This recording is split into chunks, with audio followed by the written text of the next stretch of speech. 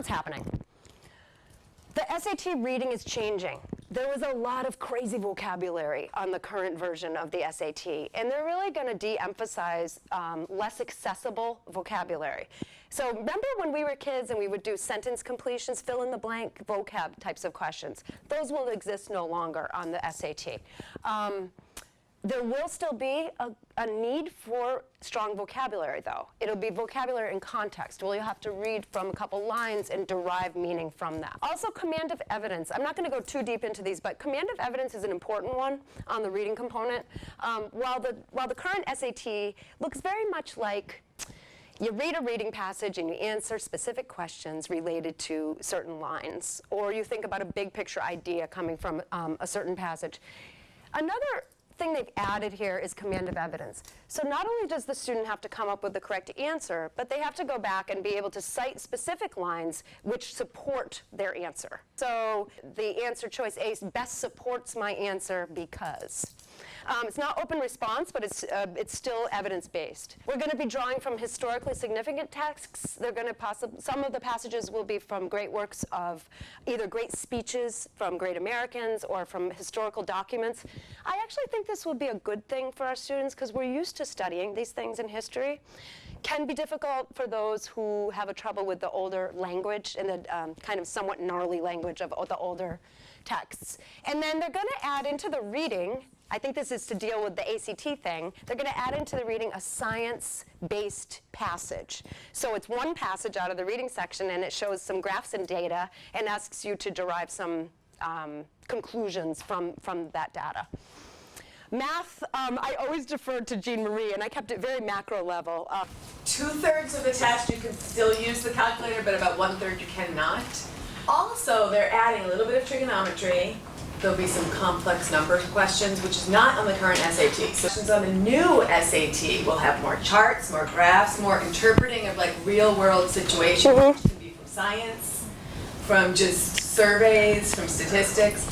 Really, just knowing algebra, geometry, and arithmetic is enough for the fall SAT. And maybe some like probability or statistics, which most students, like the mean, median, mode kind of questions, which most students are pretty familiar with. And I think that Jean Marie brought up an important point about just the big picture changes happening with the SAT. In general, it's gravitating toward a more real world application, and one in which can be a little bit more grounded. Writing is now going to be a component of your reading score. So here, but basically, we're going back to the old days for scoring. It's a 1600 scale, like when we were kids. And so you just have two scores, reading/writing and math. Writing is very similar to what it currently is. It's just a lot of grammar, some multiple choice. It's very coachable, no problem. Usually can help kids a lot with that. Essay, whereas now it is not optional, it will be optional. So if you have someone who really, really struggles with essay writing, that might be something to consider. Big thing, no penalty for a wrong answer. So all these years we've been teaching kids strategies about how to get around this SAT, and I think that's one of the criticisms of the SAT is that there had to be so much test-taking strategy versus content knowledge, right? This one rule, no penalty for a wrong answer, it changes a lot.